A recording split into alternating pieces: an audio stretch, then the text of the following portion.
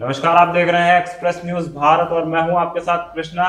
इस वक्त की बड़ी खबर आ रही है उत्तराखंड की राजधानी देहरादून से, जहां प्रधानमंत्री नरेंद्र मोदी कुछ ही पलों में आने वाले हैं अपने विशेष संबोधन के लिए। जहां उत्तराखंड स्थापना दिवस की रजत जयंती का उत्सव जो है वो लगातार चल रहा है उत्तराखंड में, और आज एफआरआई में प्रधानमंत्री नरेंद्र मोदी का विशेष संबोधन है। बड़ी सौगातें भी उत्तराखंड की जनता के लिए आ रही है। 8140 करोड़ से अधिक की विकास परियोजनाएं हैं, उनकी सौगात जो है वो प्रधानमंत्री नरेंद्र मोदी उत्तराखंड की जनता के लिए ला रहे हैं। इसके साथ ही एफआरआई में आज विशेष जनसभा को भी संबोधित करेंगे। आपको बता दें 1 लाख से ज्यादा जो है वो व्यक्ति इस वक्त जो एफआरआई का ग्राउंड है उसमें मौजूद है प्रधानमंत्री नरेंद्र मोदी का विशेष संबोधन सुनने के लिए। और बड़ी खबर आपको बता रहे हैं 8140 करोड़ की बड़ी विकास परियोजनाओं की सौगात जो है, जो तोहफा प्रधानमंत्री नरेंद्र मोदी इस उत्तराखंड स्थापना दिवस की रजत जयंती पर लेकर आ रहे हैं।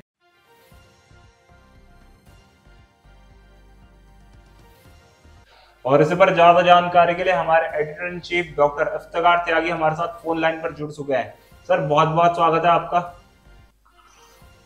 जी बताइए। धन्यवाद। जी सर, जिस तरह से उत्तराखंड में दौरे पर प्रधानमंत्री नरेंद्र मोदी आ रहे हैं, सर क्या बड़ी सौगात ला सकते हैं उत्तराखंड के लिए इस रजत जयंती उत्सव में? बिल्कुल, देखिए आज उत्तराखंड अपना रजत जयंती उत्सव मना रहा है और आज उत्तराखंड को बने हुए 25 वर्ष हो गए हैं। उसी क्रम में आज पीएम मोदी का दौरा है और मैं आपको बताता चलूं कि इस वक्त पीएम मोदी देहरादून एयरपोर्ट पहुंच गए हैं। जौलीग्रांट एयरपोर्ट पर उनका प्लेन लैंड कर गया है और आज कई मतलब महत्वपूर्ण योजनाओं पर पीएम की घोषणा होगी और ये जो मुख्य प्रोग्राम है वो एफआरआई जो है उसमें होगा और बहुत जोश और खरोश है जनता में और बहुत सारे लोग जो हैं वो जो रैली स्थल है जहां पर सभा हो रही है वहां पर पहुंच चुके हैं और बस पीएम मोदी का इंतजार है। ये एक समझिए कि 11:30 से 11:45 बजे तक पीएम रैली स्थल पहुंचेंगे और लोगों को संबोधित करेंगे। सर, जिस तरह से विपक्ष की अगर हम बात करें तो विपक्ष लगातार आरोप उत्तराखंड में जो भाजपा सरकार है उस पर लगा रहा है, चाहे वो पेपर चोरी मामला हो, चाहे वो अन्य विकास के मामले हो, उस पर सर किस तरह से कुछ बड़े जो तोहफा है वो उत्तराखंड को आज इस अवसर पर प्रधानमंत्री नरेंद्र मोदी की तरफ से मिल सकता है? देखिए, आज का जो प्रोग्राम है वो मुख्यतः रजत जयंती को लेकर, राज्य के विकास को लेकर इस पर ही केंद्रित रहेगा।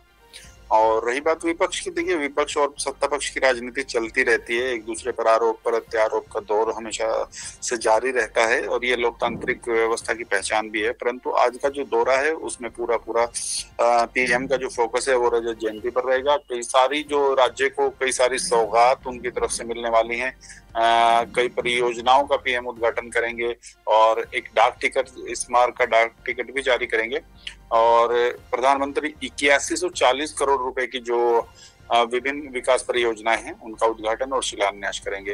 ये परियोजनाएं पेयजल की हैं, सिंचाई है, तकनीकी, शिक्षा, ऊर्जा, शहरी विकास आदि कई सारी ऐसी चीजें हैं, कौशल विकास, इनसे संबंधित परियोजनाएं हैं जिनका पीएम उद्घाटन करेंगे।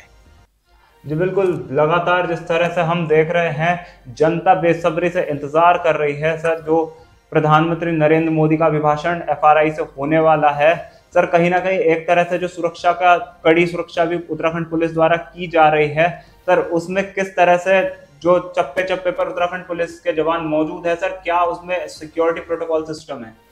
बिल्कुल, मैं बताता चलूं आपको कि राज्य के जो डीजीपी हैं उन्होंने कल भी प्रेस कॉन्फ्रेंस किया था और बहुत शानदार सुरक्षा व्यवस्था, बल्कि एक तरह से कहिए कि अवैध किला बना दिया है और कोई भी किसी तरह की ऐसी कोई घटना ना हो उसको लेकर पुलिस ने कई सारी बड़ी जो जोन है वो बनाए हैं और कई सारी बड़ी प्रोग्राम्स किए हैं कि किसी भी तरीके से कोई ऐसी फुल प्रूफ ये यात्रा रहे। और कल रात प्रेस ब्रीफिंग में डीजीपी ने कहा था, पुलिस लाइन में उन्होंने एक प्रेस ब्रीफिंग की थी, उसमें इसकी समीक्षा भी की थी और पीएम से मिलने वाले जो लोग हैं उन पर भी विशेष निगरानी के निर्देश दिए थे।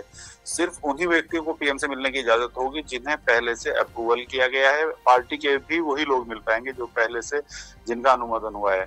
और डीजीपी ने सुरक्षा के मद्देनजर पूरी तरीके से पुलिस को चाक चौबंद और मुस्तैद किया हुआ है और पूरी सतर्क और संवेदनशील उत्तराखंड पुलिस यहाँ पर नजर आ रही है। साथ ही आसपास के जो जिले हैं उनसे भी पुलिस को बुलाया गया है और बहुत सारे पुलिस अधिकारी और कई सारे सुरक्षा घेरे यहाँ पर बनाए गए हैं।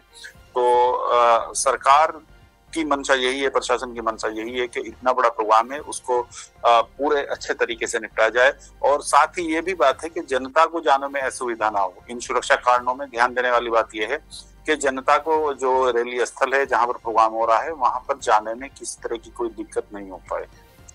सर, जिस तरह से जनता का आगमन बहुत हो रहा है सर, क्या उत्तराखंड की जो जनता है वो देहरादून के अलावा जो नजदीकी और जिले हैं जैसे हरिद्वार हो गया या और जिले जो देहरादून से मिले हुए हैं, क्या उन जिलों से भी जनता आ रही है?